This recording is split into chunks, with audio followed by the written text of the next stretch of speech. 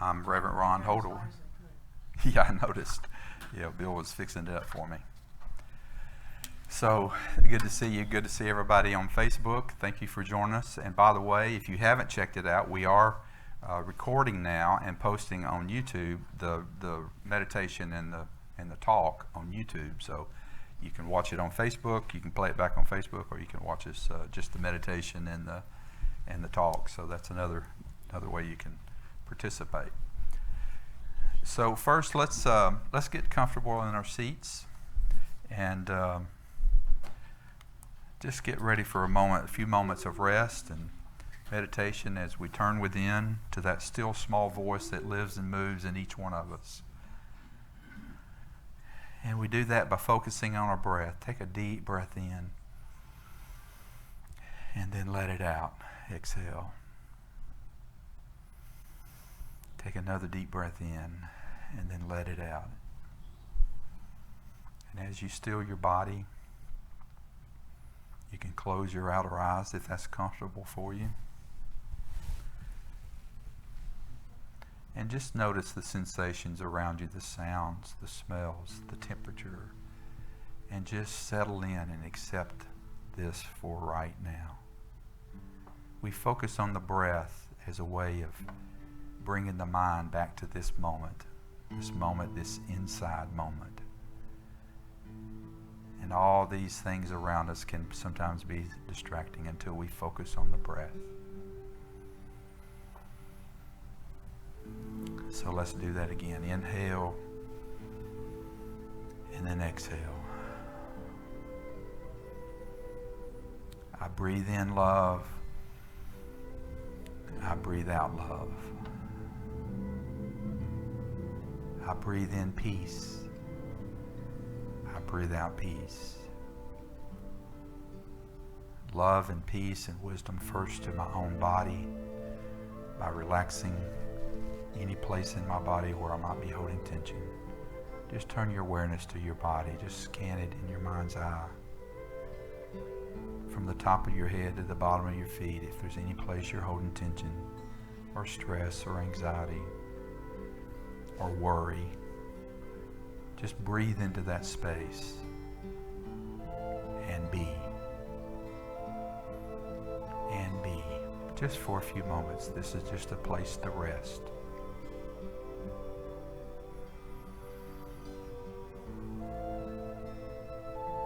Continue to follow your breath. Let the thoughts that come into your mind just drift by like hot air balloons drifting by on a TV screen or movie screen. Just let them drift by.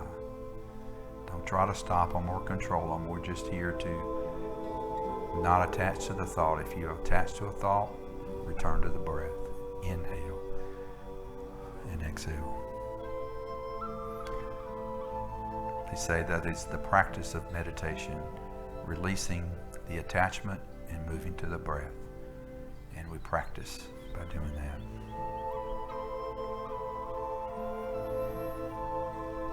So in these still moments, let's remind ourselves that we live in the medium of infinite mind.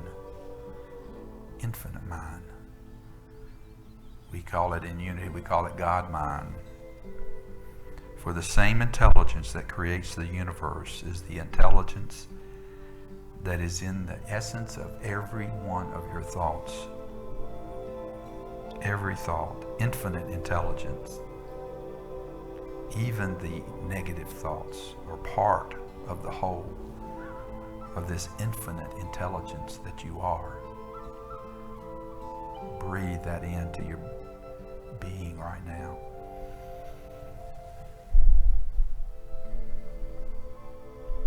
So the thoughts that we have are forced into the molds of human consciousness, even sometimes our race consciousness, or the collective consciousness. So just in this moment, in these few moments, commit yourself to thinking the kind thoughts that we want to think, the kind of thoughts that we want to see manifest in our lives. Knowing that thoughts produce conditions in our lives. And continue to breathe as you just rest in this infinite mind, infinite intelligence, as the universe displays and expresses itself as you and through you.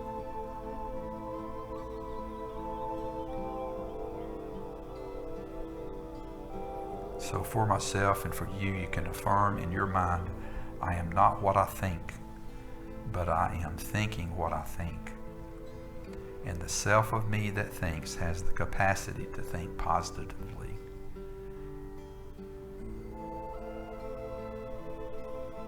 I decide right now that during this coming week, in this moment in the coming week, I'm going to think the kind of thoughts that I want to see manifest in the world, in my life and in the world.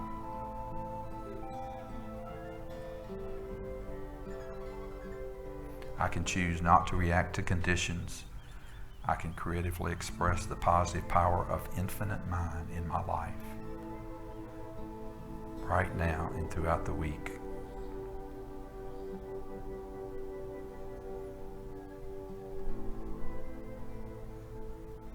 So now as we rest in the silence, you can be a vertical thinker to know that no matter the appearance on the outer,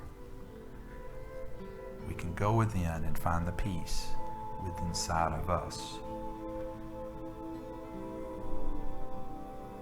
So we make that commitment to ourselves right now in this moment. Peace, be still and know that I am. Affirm that in your mind for yourself. Peace, be still and know that I am. Let's rest in the silence with that thought. Peace, be still in the silence.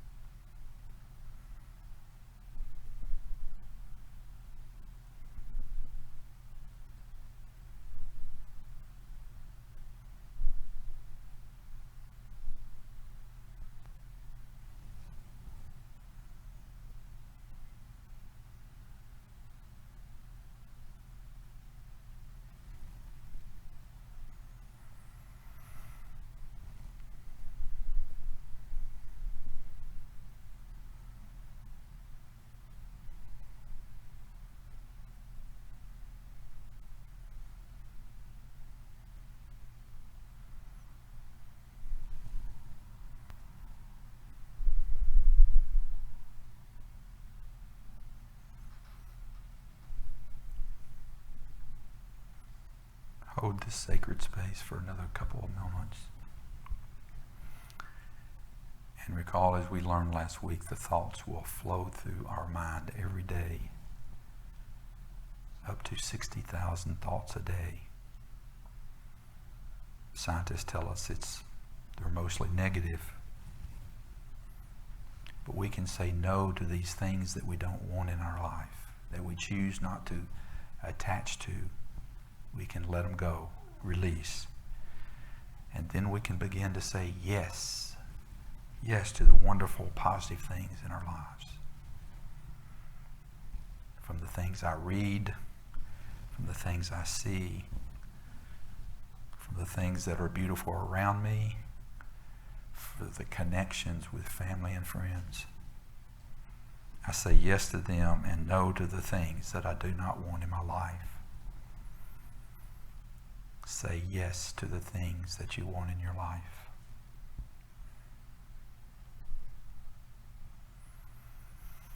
Now I invite you to take a deep breath in and then just release. And you can begin to slowly wiggle your fingers and toes and begin to move your body. And then when you're ready, you can open your outer eyes and be fully present in this space.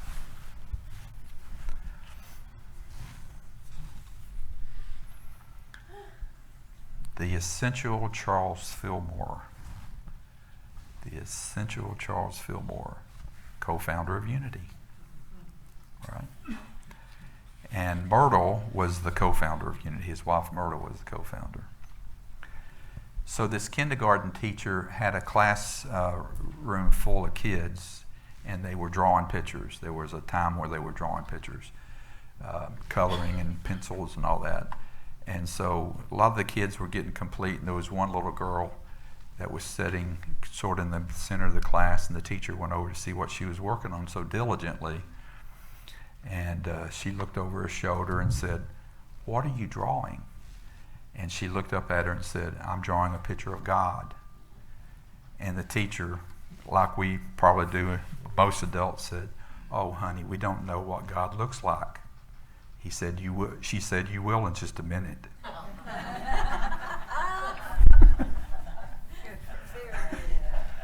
Isn't that what we do? That's what we all do, isn't it? So this lesson today is about, there's so many things. If you've read Charles Fillmore, if you studied Charles Fillmore, it's hard to put a finger on what he's going to say or teach or do. This one I'm summarizing as this is a moment of defining God presence. The title is a little weird, as he tends to do. And actually I'll tell you about the title in just a minute. But first, I want to introduce you. His idea of God presence is best reflected in this the Fillmore invocation, which I just absolutely love. And if you'll go to the next slide, Chris, I didn't have that up there, but this is the Fillmore invocation that he writes, that he used all the time. I've used it a whole lot, and I'm going to say it with you as you look at that. I am now in the presence of pure being, immersed in the Holy Spirit of life, love, and wisdom. I acknowledge thy presence and power, O blessed Spirit.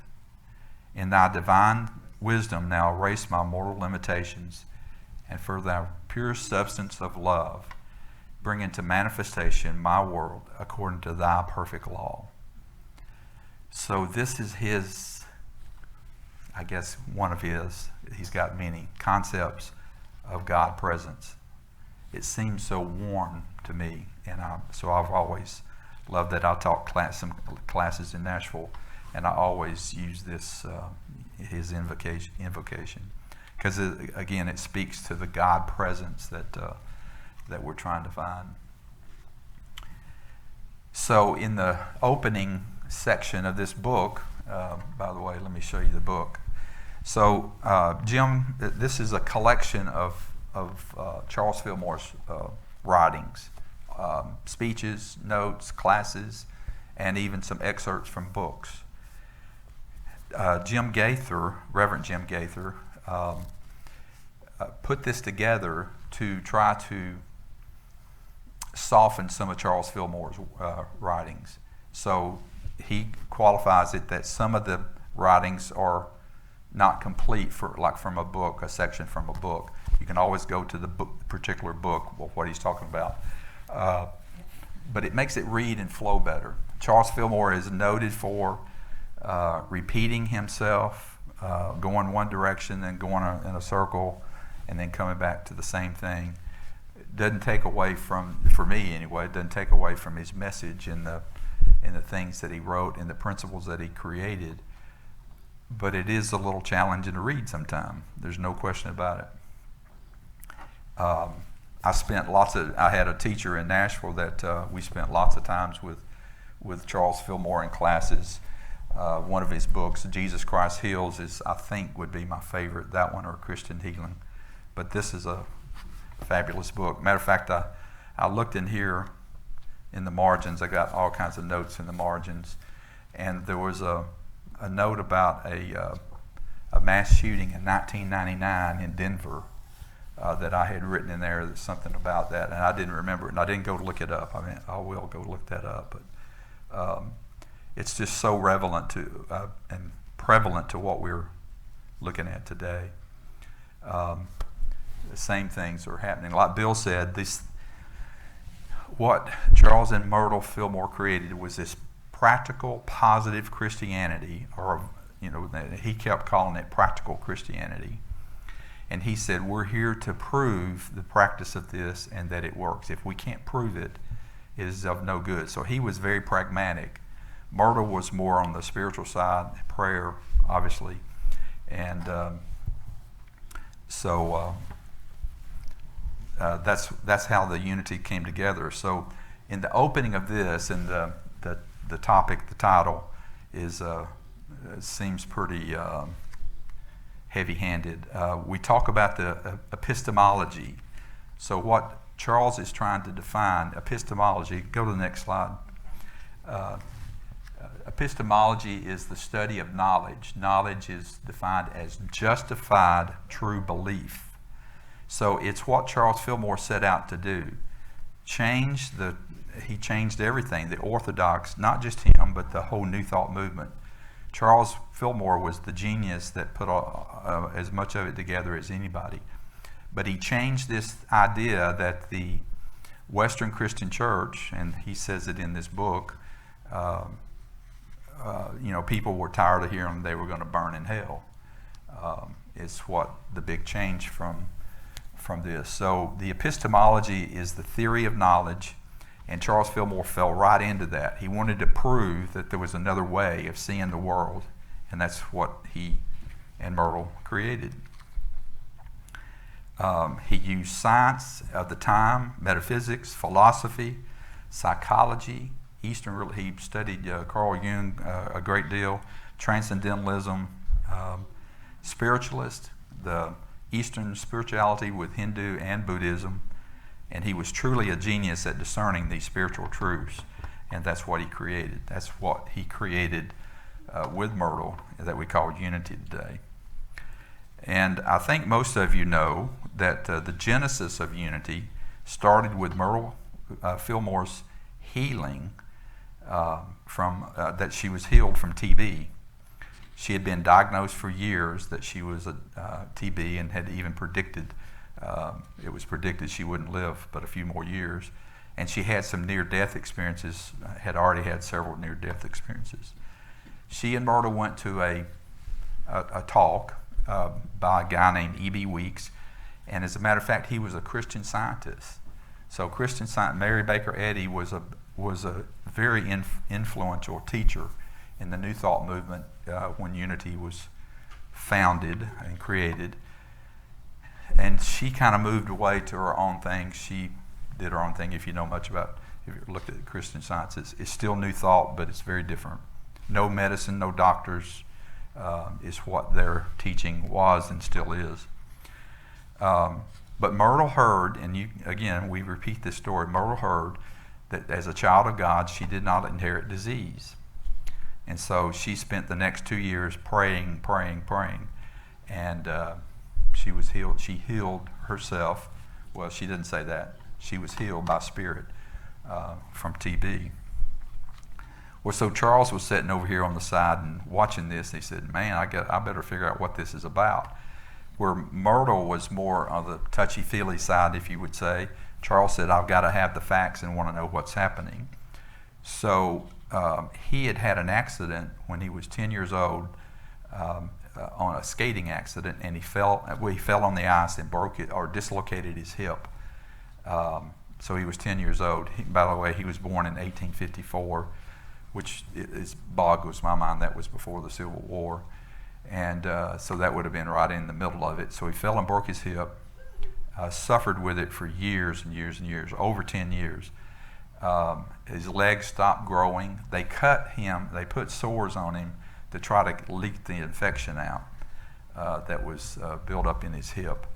And it's just, there was one story in his biography that says they were talking about one quack after another visiting, trying to heal him. It brings back a lot of memories to me. My grandfather was born in 1892. I grew up right next to him. He was in a logging accident, and a log hit his hip, broke his hip, and he suffered with that for years. But he told me about the cupping and the leeches and the bleeding that they tried to do at the time. So he suffered with that, and it wound up because his leg stopped growing.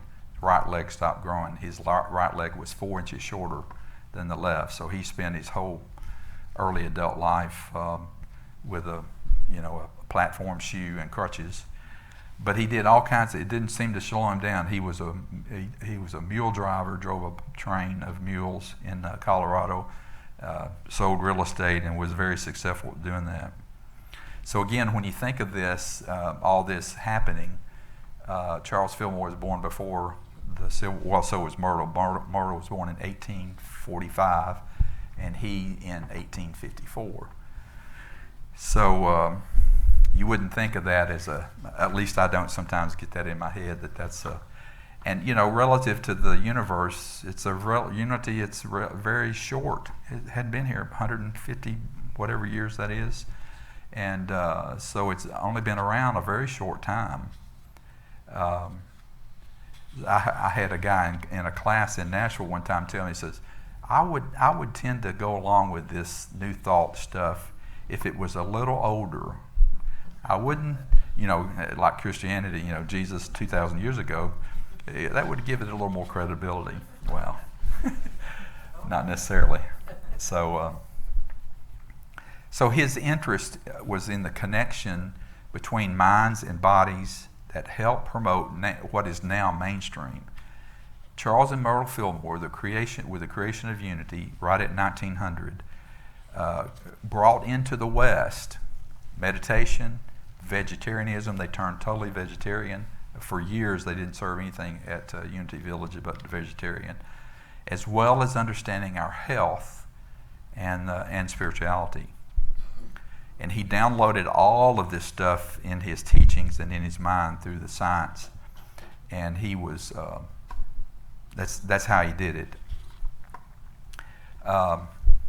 Through the understanding of science, I always wish that the science today, he could see today what the science is, what's different.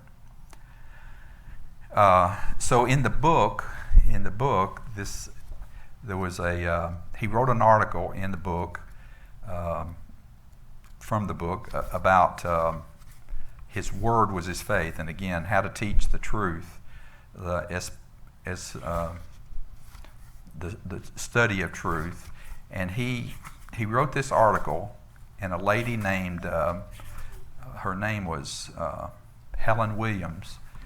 She wrote a comment back and told him, criticizing him, objected to the way that he used words like God and Father and all that kind of thing. It sounds familiar today, don't we? We have the same issues today sometimes.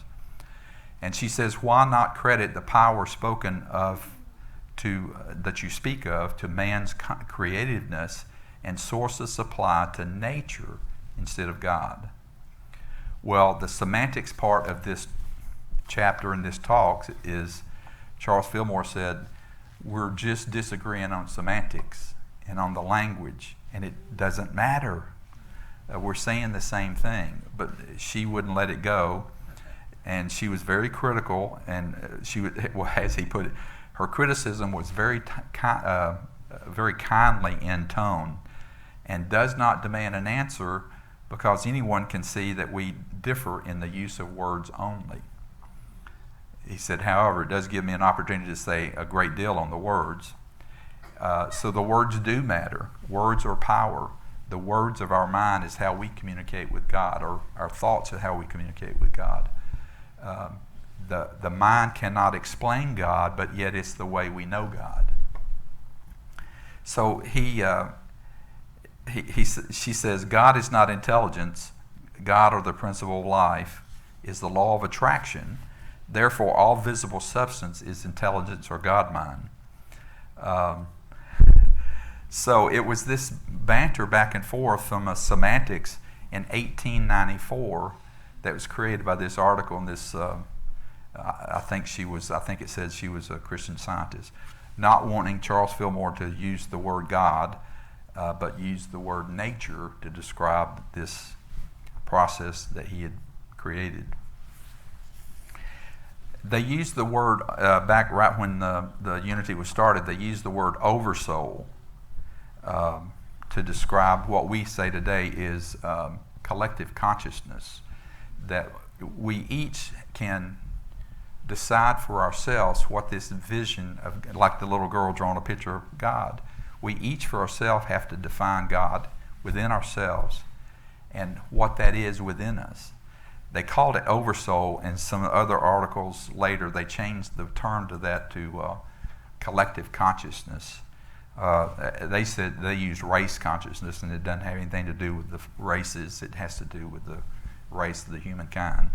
So oversoul does not give man anything, but it does, through its wisdom, point the way so that man avoids many hard experiences in demonstrating the inherent powers of God-man.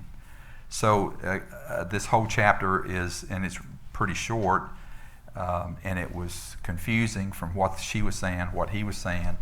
And so this is one of the famous quotes from Charles Fillmore that you've probably heard. He said, I said to myself, in this babble, I will go to headquarters. Charles Fillmore was noted for sitting for hours in meditation, and really received a lot of what unity is from that. So he says in this about semantics, he says this babble, in other words, it's almost like speaking different languages. He'll go to headquarters. What he meant by that, going to headquarters, was going into the silence. And he did that for years and years and years. The practice he talks about in the book, never missing a time to meditate at night, particularly at night, and do all of his writing. He would write and then meditate. And he found that the truth of the saying that Jesus said, "Not I, but the Father within, He doeth the works." So that's what Charles Fillmore learned as he was, debating Helen Williams about the semantics of what they believe. So he says, if this doctrine which I advocate is true, it will prove itself in my works. If it is not true, I can never make it so by argument, but the Father has shown me that I can demonstrate its highest claims in my affairs. I have faith to believe that I can, because I have in a measure I've done so, and the end is not yet.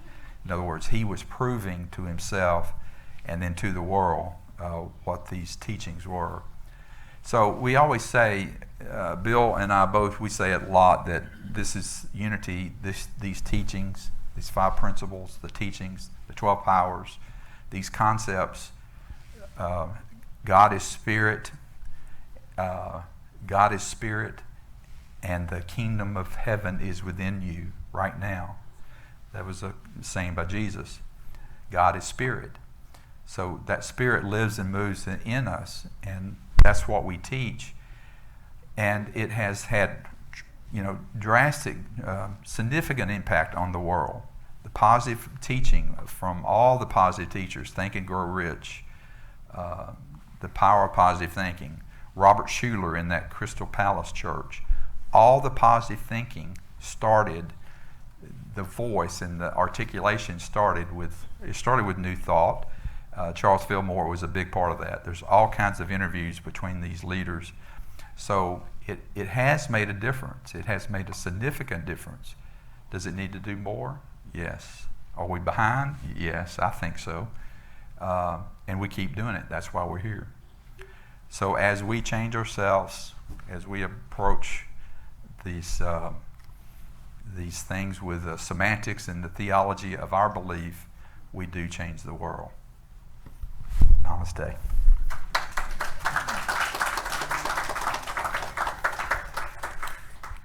Bob, close us.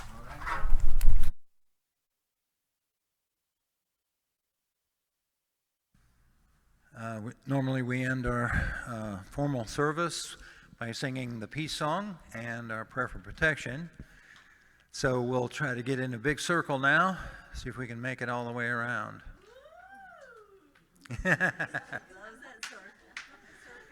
And then, of course, we're all looking forward to the food and the community chat.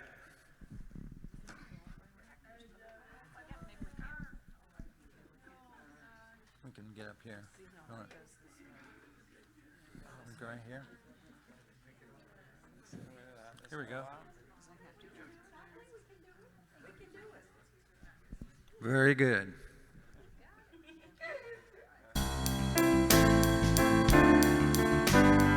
Let there be peace on earth and let it begin with me.